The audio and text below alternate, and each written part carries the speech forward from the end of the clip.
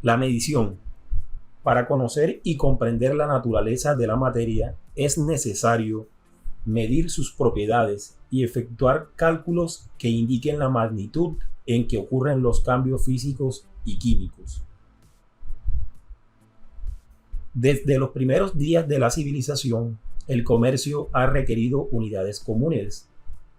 Por ejemplo, si un granjero de una región deseaba comerciar parte de sus granos por el oro de un minero que vivía en otra región, las dos personas tenían que tener estándares, es decir, unidades comunes para medir la cantidad de los granos y el peso del oro.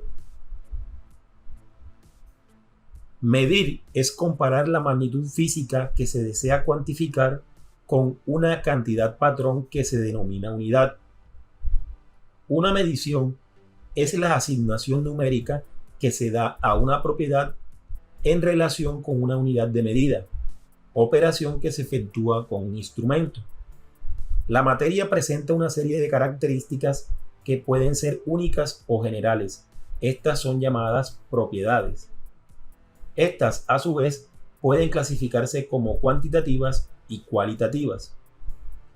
Las propiedades cuantitativas expresan la magnitud y la unidad del fenómeno o propiedad en estudio.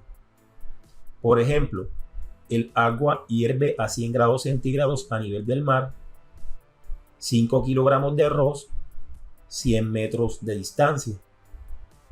Las propiedades cuantitativas de la materia pueden ser medidas ya que tienen un valor numérico, es decir, una cantidad, y también una unidad de medida que se expresa con un símbolo. Las propiedades cualitativas asignan un valor arbitrario sin número ni unidad al fenómeno o propiedad en estudio. Por ejemplo, cuando se utilizan escalas hedónicas o de preferencias como mucho, regular o poco. Ejemplos de ellas son el color, el sabor, la suavidad y el brillo. Sistema de medición. La necesidad de unidades comunes también se aplica a los científicos, quienes miden cantidades como masa, longitud, tiempo y temperatura. Si cada científico tuviese su conjunto personal de unidades, daría por resultado un caos total. Desafortunadamente, aunque surgieron sistemas de unidades estándares, se adoptaron diferentes sistemas en las distintas regiones del mundo. En 1960, un acuerdo internacional estableció un sistema de unidades comprensible llamado Sistema Internacional o SI. Las unidades del sistema internacional se basan en el sistema métrico y en las unidades derivadas de este sistema. En la imagen podemos visualizar los tipos de sistemas para realizar mediciones. Tenemos el sistema internacional, el sistema CGS y el sistema inglés. Observemos longitud, masa, tiempo, área o superficie, volumen, velocidad, aceleración, fuerza, trabajo y energía, presión y potencia. Las magnitudes físicas son aquellos rasgos que pueden ser medidos. Existen dos tipos de magnitudes físicas. Las magnitudes físicas fundamentales son aquellas que no dependen de ninguna otra medida, expresan simplemente el número de veces que está la unidad patrón en lo que se desea medir. Observemos, tenemos la masa, la longitud, el tiempo y la temperatura. Las magnitudes derivadas son aquellas que se expresan como la relación entre dos o más magnitudes fundamentales.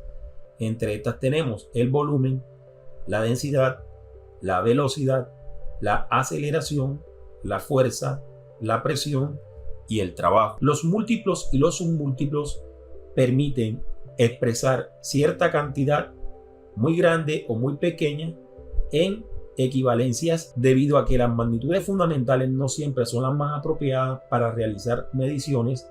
Se utilizan prefijos que permiten cambiar el tamaño de la unidad en potencias de 10.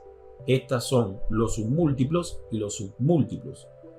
Para los múltiplos, cada vez que se descienda un recuadro hacia arriba, se multiplicará por 10. Para los submúltiplos, cada vez que se ascienda un recuadro, se debe dividir entre 10.